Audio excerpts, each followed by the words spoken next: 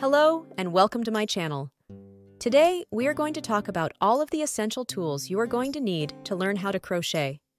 These are items that you are going to use every single day, and you must have them with you if you decide to travel. And when I say essentials, I mean the absolute necessary. You are going to be amazed at how short this list is. Let's begin, and please stay until the end of this video. You'll be surprised with the last tool. Tool number 1. The two things you can't really get away with not having are the obvious: a crochet hook and some yarn. And that's our list for today. No, wait, I'm only kidding. Let's talk about crochet hooks.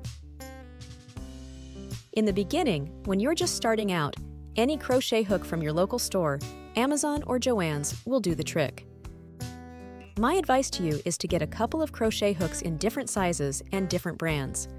This way, you will get a taste for the brand or the style you prefer without spending a ton of money on a beloved tulip Edemo set.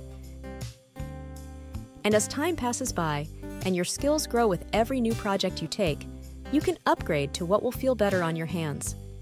Most of the advanced crocheters will instantly reach for a Clover Amour, a Clover Soft Touch, or the fabulous Furls hooks. A great alternative at an amazing price was presented last year by Crochet.com, the Dots Crochet Hook Set. Some of my designer friends that have tried them out say that they are almost as good as the Clover Amour at a fraction of the cost. Tool number 2. I won't get into detail about the yarn in this video because it really deserves a video of its own, just to explain the different traits and categories. If you're just starting out, just grab what's widely available to you and at the price point you feel comfortable with. There's no reason to splurge when you are unsure if you're going to love this craft or not. Let's move on to tool number 3. Scissors. Yes, they are essential, and you are going to need them. You don't need the beautiful vintage scissors from Amazon or this Clover pendant cutter. You just need a plain pair of scissors to start with. Anything that's laying around your house. Even kids' scissors from school will do the trick. Just make sure they are well sharpened. Nothing is more frustrating than splitting a single strand of yarn because your scissors refuse to cut through it. Tool number 4 is a yarn needle.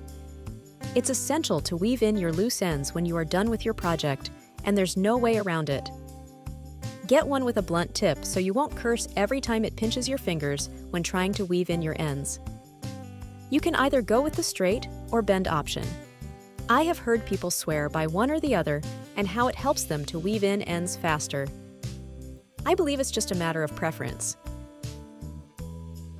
For tool number 5, we have a measuring tape and a ruler.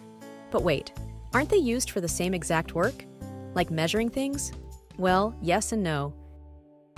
In the crochet world, you are going to use a tape measure to take your own measurements and measure big projects like shawls, garments, and blankets.